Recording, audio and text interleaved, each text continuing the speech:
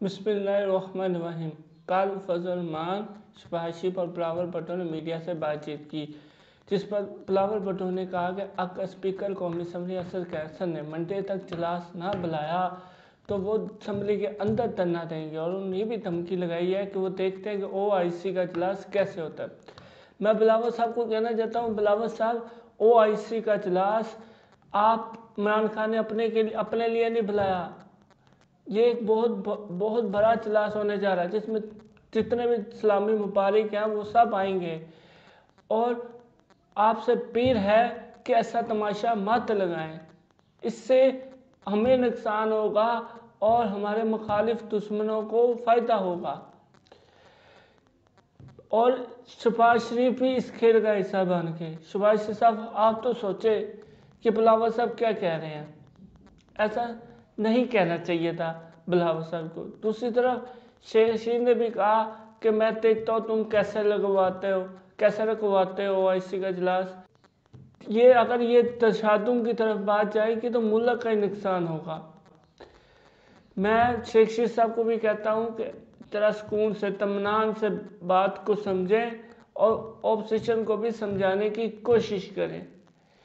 अब मैं बताता हूँ कि क्यों हो रहा है सारा कुछ। वो इसलिए हो रहा है कि 14 दिन के अंदर अंदर स्पीकर को इजलास बुलाना पड़ता है।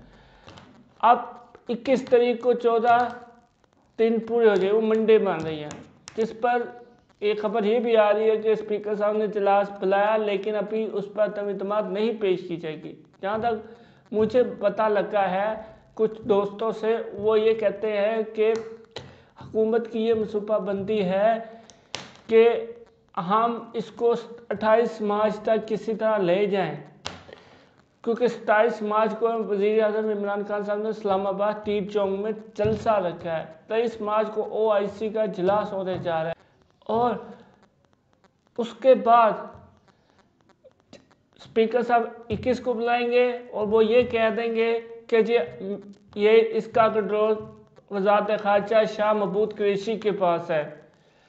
अभी मैं इजलास मौक़र कर रहा हूँ, इसके आगे कर भी नहीं चला सकता। ये वो 25 तक ले जाएंगे इसको। 25 को वो ये कहेंगे कि उनका एक रुकन फोत हो गया है, उसकी फातिहा बननी है, वो उसको 28 तक ले जाएंगे। 28 को बहस होगी, फिर 29 को होगी, फिर 30 को होगी, फिर 31 को होगी और यकम तारीख को वैसे ही हफ्ता भर है। 2 को रोज़ा शुरू हो, रमज़ान है, 2 या 3 तारीख को रमज़ान शुरू हो जाएगा। तो उस पर मैं ये कहना चाहता हूँ, कुछ सोचो। मौलाना साहब का कहना है कि मैं अपने बंदे इस्लामाबाद में लेके जाऊंगा। मौलाना की कोशिश है कि इसी महीने के अंदर अंदर असम्बली का इजलास हो जाए, क्योंकि अगर अगले महीने में चले गई तो वो धरना भी नहीं दे सकते, क्योंकि मौलवी जो है वो कहते हैं रोज़े शुरू हो रहे हैं, हमने रोज़ों में कोई काम नहीं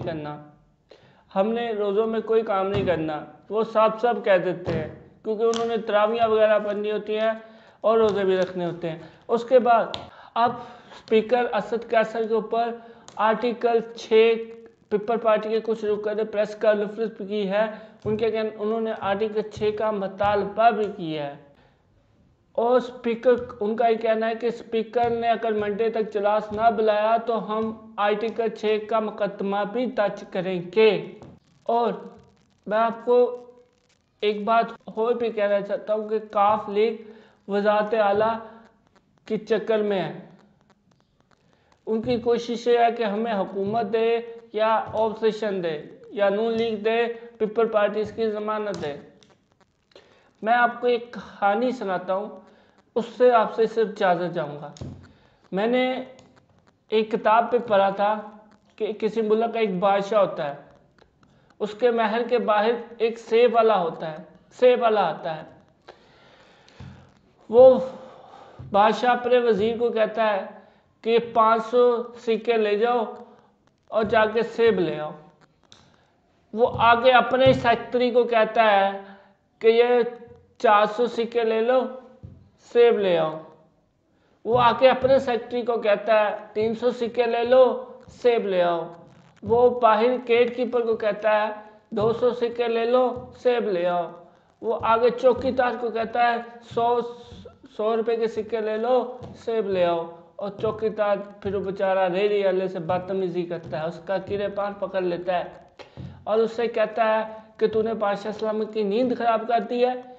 बादशाह सलामत ने हुक्म दिया है कि इसको पकड़ के कैद कर दो। वो कहता है मुझे माफ़ कर दो, मेरे छोटे छोटे बच्चे हैं, इसके बदले सारे सेब ले जाओ।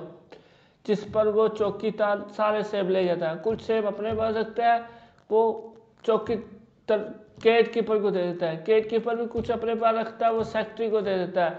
वो सेक्रेटरी भी अपने पास रखता है, उसको कहता है ये 300 के आया है। वो आगे देता है, वो कहता है ये 400 के आया है।